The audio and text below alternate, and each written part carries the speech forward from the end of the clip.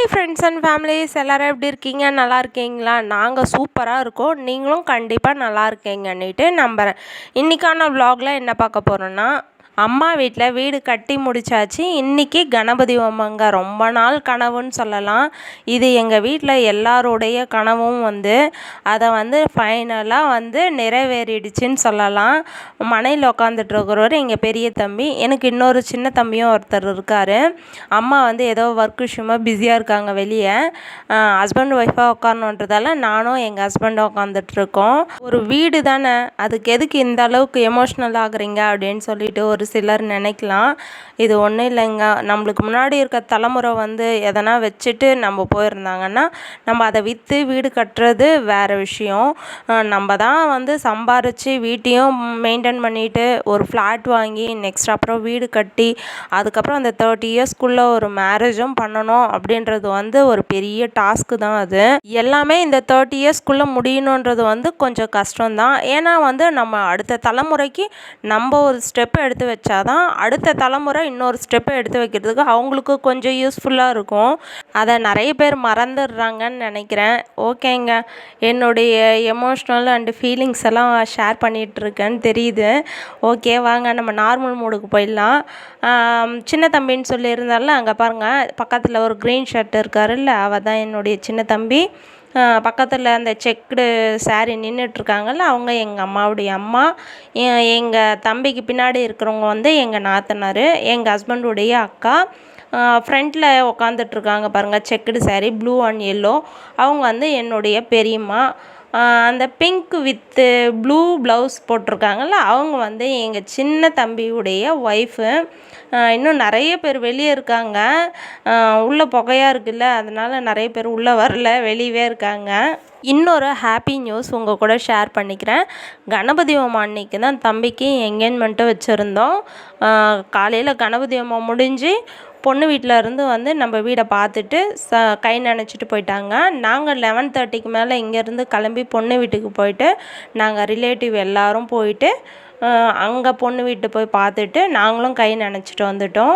தம்பி இப்போ இன்னொரு 1 மந்தில் ஃபாரின் கிளம்பிட்டாருன்னா அவர் வர்றதுக்கு 8 மந்த்து to 9 மந்த்து கிட்ட ஆகும். அதுக்கப்புறம் தான் மேரேஜ் ஃபிக்ஸ் பண்ணியிருக்கோம்.